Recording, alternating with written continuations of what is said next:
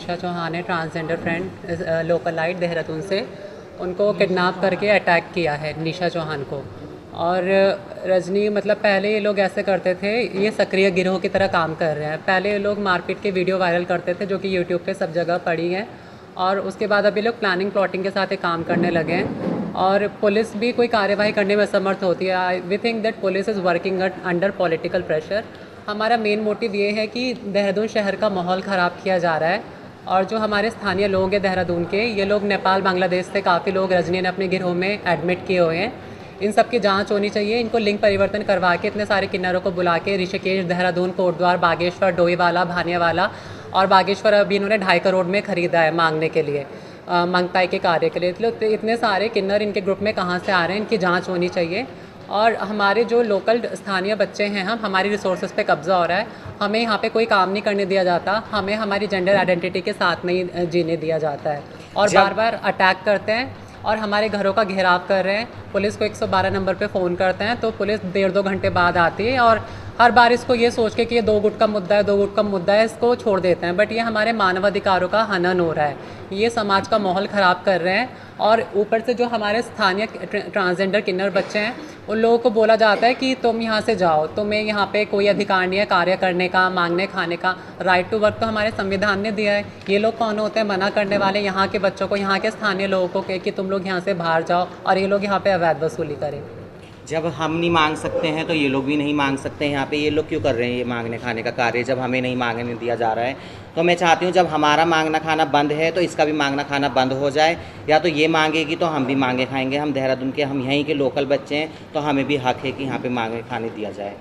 हम उत्तराखंड के मूल निवासी हैं, हम ते मांगने को अधिकार छे, यूँ तो कोई अधिकार नहीं, नेपाल से बंगाल से ठीक है। ये अपना पहाड़ बिट नहीं आता, कख बिट नहीं आता, अपने रावत बतौने के कोई रावत नहीं चाहिए, ये सब नेपाल से। और नेपाल बिट ट्रांसपोर्ट से मन लगे 500-600 कखनाई वहाँ का। और ये इसका कार्यवाही भी नहीं होती है। सवाल हमारा सिर्फ इतना है कि क्या मतलब रजनी रावत के लिए कोई लॉ एंड ऑर्डर नहीं बना है? 2 बार हाई कोर्ट के ऑर्डर्स की अवमानना की जा रही है। निशा को 2 बार हाई कोर्ट से प्रोटेक्शन है, तो ये कहाँ से ये प्रोटेक्ट हो रहे हैं? क्यों इनकी अरेस्टिंग नहीं हो रही है अब तक, या क्यों इन्हें सेव किया जा रहा है? जब संविधान इन्हें मांगने का अधिकार देता है तो हमें क्यों नहीं दिया जाता? हम अपने मूल निवासी हैं यहाँ के, हम मांगेंगे, यही मांगेंगे, और अच्छा बुरा जैसा भी देंगे हम खुशी खुशी लेंगे। रोजगार छे नहीं, और मांग लगे 51,000 सवा लाख कखन लियोनी हो ले 51,000 सवा लाख। और जो हम लोकल से हम समझ लोकारी परेशानी कि हम कति गरीबी में दिन काटे हमारे पहाड़ में, हमारे पहाड़ी लोग गरीबी में डोखरापुन पुंगरापुन रोजगार करने लग गया हैं। अपने 2 रोजी उठले डोखरापुन दोपहर में से जाया खाने को पता नहीं, पीने को पता नहीं, और ये मांगने लग गया 51,000 सवा लाख। यूँ को तो खिंच पन रटी छो। और ये कहती है अपने आप को गढ़वाली रावत बताती है, तो रावत सबके से मतलब भी पता होने चाहिए। इसको एक ढंग से हिंदी बोलना तो आता नहीं है, तो ये गढ़वाली कहाँ से हुई, रावत हमारा कहाँ से हुई? कल्चर को नहीं समझ सकते हैं। मैं निशा चौहान देहरादून सीमद्वार से, और सभी को जितने भी मेरे देहरादून वासी हैं, मेरे उत्तराखंड के, सभी को जय माता की, राम राम।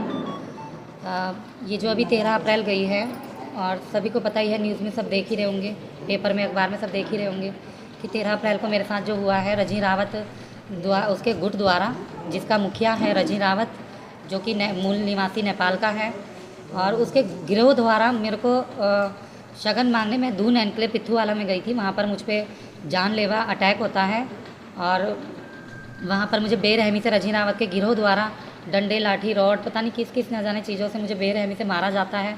और जिसमें कि बहुत सारा गिरोह था, कम से कम 50 हिजड़े और 18-20 लड़के थे उसमें, और बेरहमी से मेरे बाल काटे जाते हैं।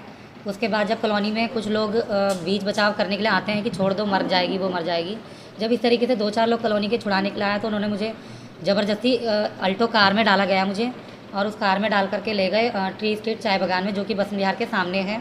वहाँ पर ले जाकर मुझे उसी सेम तरीके से बेरहमी से उन सब लोगों ने मुझे बुरी तरह से मारा, पीटा गया। उसके बाद वो लोग खुद ही मुझे थाने में लेकर के आए, और मुझे प्रेशराइज़ किया पुलिस ने। और रजनी रावत वहाँ पर पहुँची, जो कि ना मेरा मेडिकल होने दिया ना कुछ, और वहाँ पर एक पेपर में मेरे से अंगूठा लगवाया गया। उसके बाद किसी तरह से मैं वहाँ से निकलकर अपने घर आई। घर आने के बाद मैंने अपना खुद मेडिकल कराया। उसके बाद रात को हम लोग जा कर के पटेल नगर थाने में अपनी कंप्लेन देते हैं।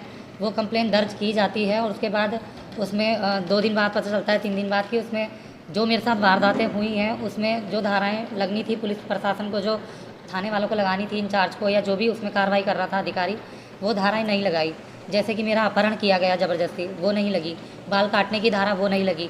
अटैम्प्ट टू मर्डर मेरे पे तीसरी बार हुआ है, वो धारा नहीं लगी। क्या कुछ मांगे यहाँ पे आपने? बस मेरी यही मांगे हैं कि रजनी रावत पर CBI की CD की जांच हो, इसके मेडिकल हों